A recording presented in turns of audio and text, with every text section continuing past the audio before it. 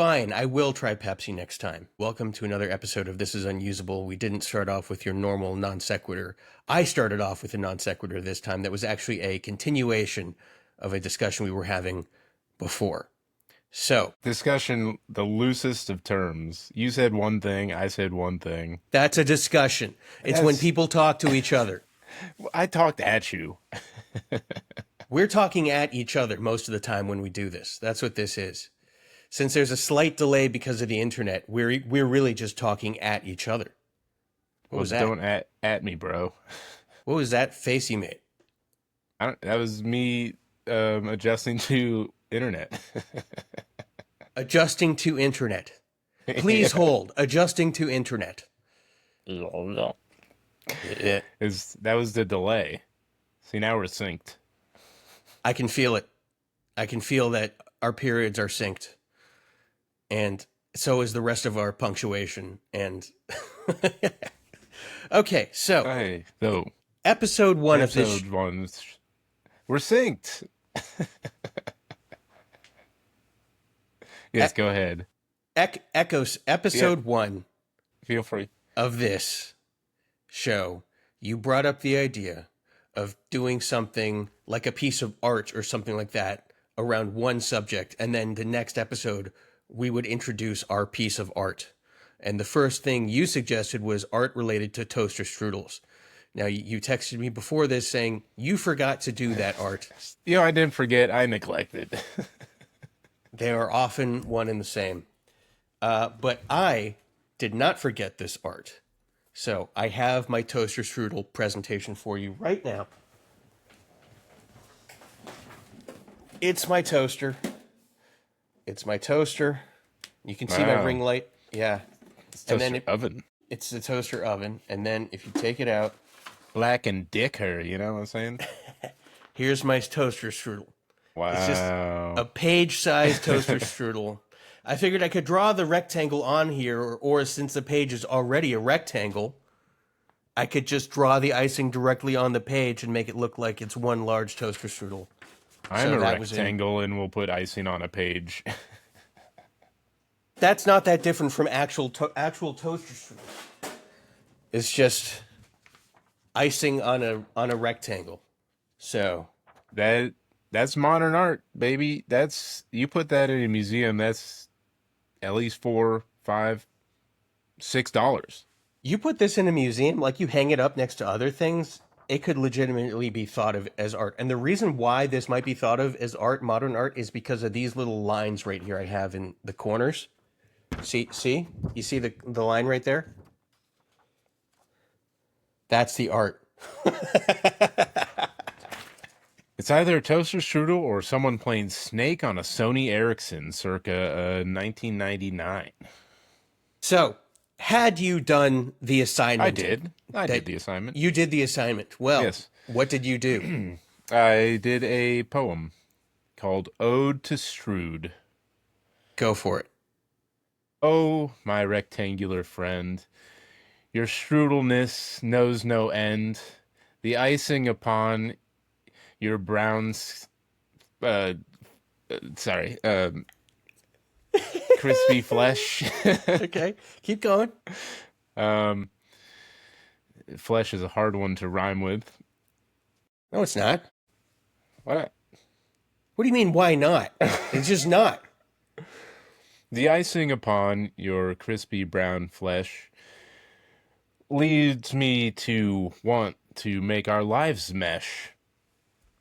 I want you to be hot and full of fruit-filled deliciousness, not in a bowl, but on a plate in my hand, ready to eat. When you and I are together, my stomach you'll meet.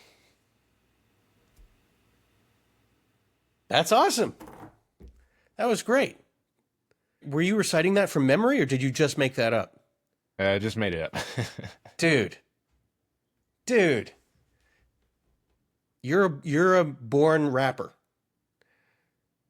Is what you are. For rapist.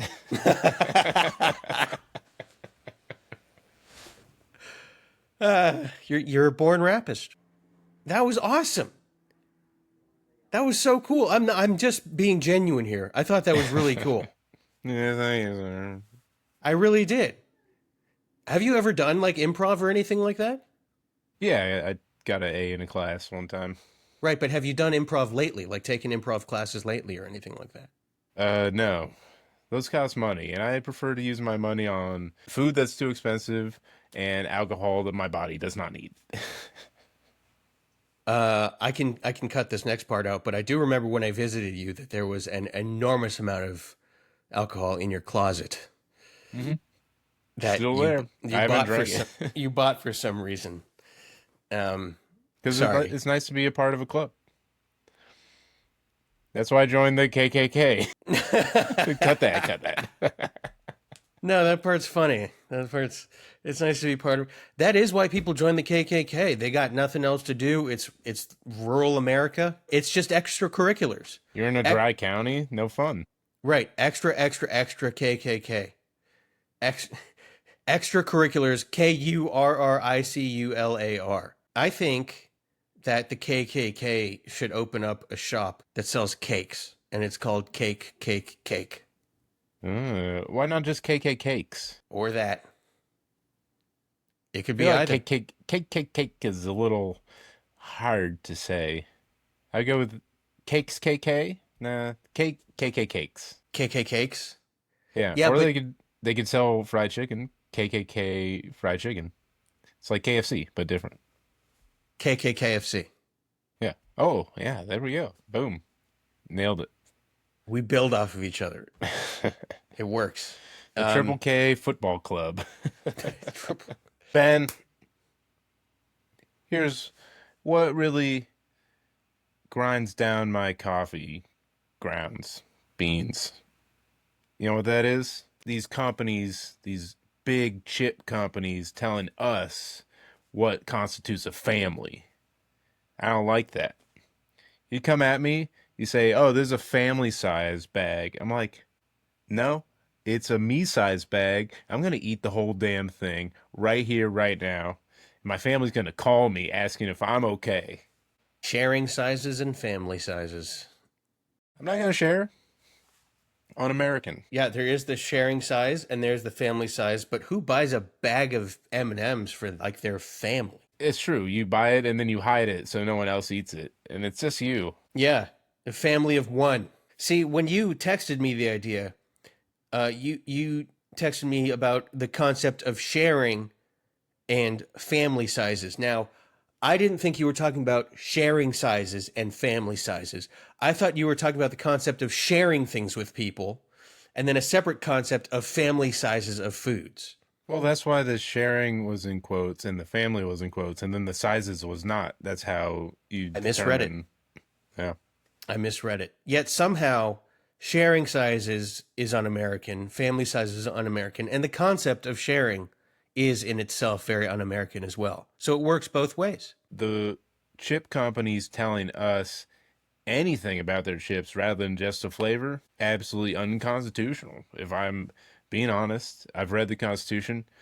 Uh, I've rolled for Constitution at least in Dungeons and Dragons. That's probably the closest I've gotten. Who's to say I'm not a family? Am I not allowed to share with myself? What party of one? Party size? What party? There's like 7 chips in there. That's not a party. That's just it's a it's a shindig, a gathering, if you will, maybe a soiree at the very least. Shindigs and soirees I cannot stand. Gatherings, they're okay. Shindigs and soirees, though, I don't know. You know, soiree sounds too hoity-toity. But going back to sizes, and you were talking about how you read the Constitution, there is something called the Freedom of Information Act, which allows you to ask different government agencies for information on certain things. But I think we should have the Freedom from Information Act. Mm-hmm.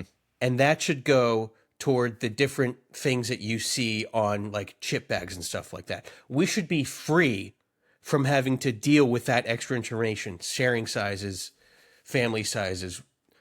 We should be free from that to determine what size is good for us just based on like a quick visual from us. Freedom from information. That's American. That's absolutely American. And you know what? It's should be the government's right to blind its citizens. I mean, they're doing that with TikTok and, What do you other mean? social Is that media the sites. latest fad? What, blinding? I don't mean literal blinding. Stick a screwdriver in your eye. I don't mean Now, do you literal go blinding. Phillips or flathead? For a screwdriver in the eye, I think more evenly you want to go Phillips. I think flathead would be unpleasant. I don't know. It depends if they accidentally twist.